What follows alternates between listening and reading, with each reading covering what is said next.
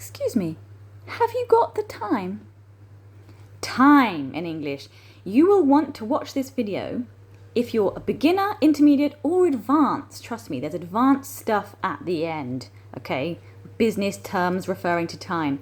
We're talking about asking for the time, telling the time, and then general phrases and terms when referring to the time, okay? So really useful video today. So, asking for the time. We don't always say, what's the time? Okay, what's the time or what time is it? This is more of a friendly or informal way of asking for the time if you already know the person, okay, your friend or your colleague. Otherwise, if you're at the train station or in public and you're asking a stranger, someone you don't know, for the time, we would say, excuse me, have you got the time? Or even, could I trouble you for the time? Then we have telling the time. You have to respond and say, it's... Okay, really important for, again, also advanced students. The 24-hour clock and the 12-hour clock are two different things in English and we use them differently, unlike in Italian and Spanish, okay? So, we don't say 13 o'clock p.m. We don't say 13 o'clock. The 24-hour clock we only use when writing, so typing. So emails or messages, we use 13, 14, 05. When it's a message, okay? If we're speaking, I'm sorry, but this is how it is. It just sounds very strange if you say 13 o'clock. It's very robotic. We don't say that in English. The 12-hour clock is always used when speaking in English, okay? So, what time is it? 1 o'clock, 2 o'clock, okay? Or if it's 12 on the dot, we say midday, 12 o'clock, or noon. Then we have the variations of time with to and past.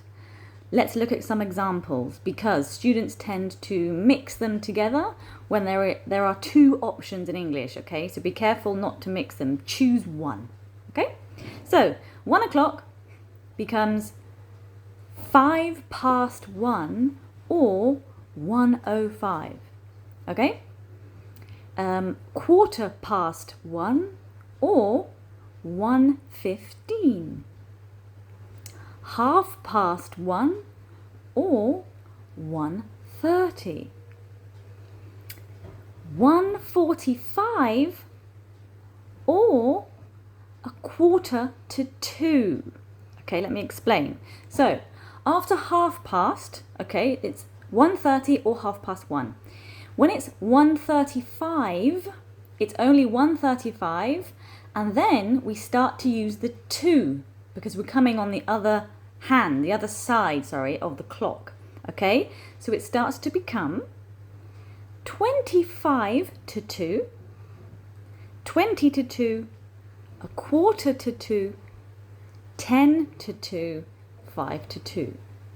Are you with me? Is that clear? Now let's look at some specific words and verbs relating to time that are very important and they tend to get confused with my students. Verbs and words like take, last, and during. Let's have a look.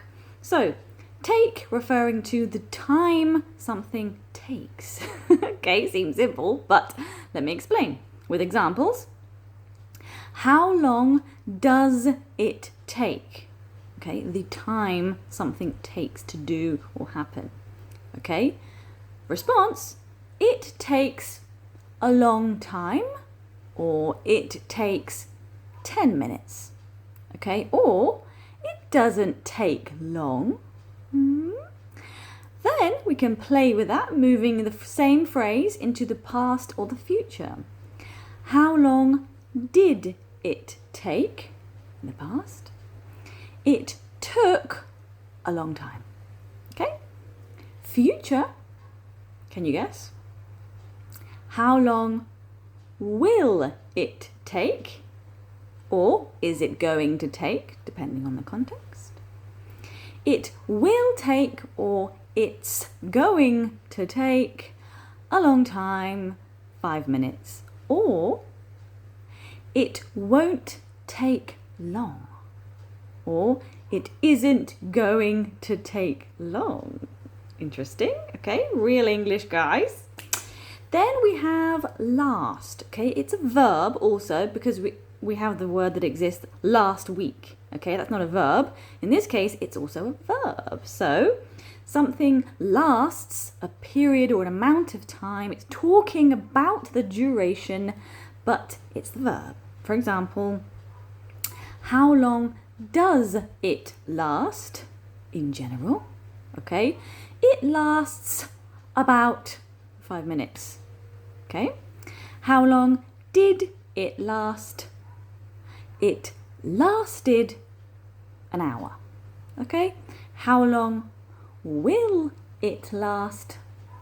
It won't last long. Okay, like the dentist, for example, the pain.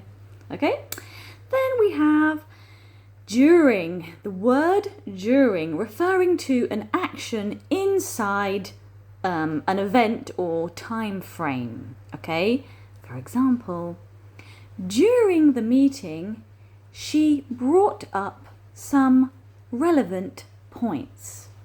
Or it rained during the night. Okay, the time of night. Finally, some business phrasal verbs when referring to the time. Like, the meeting ran over by 20 minutes. It happens. Shall we bring the meeting forward to 10?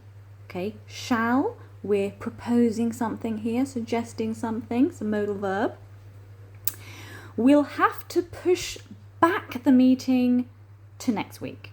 Okay, push back, postpone, put off. Okay, moving events or appointments in time. These are really useful and practical phrasal verbs, guys. So I hope this helped you understand the time in more detail in English.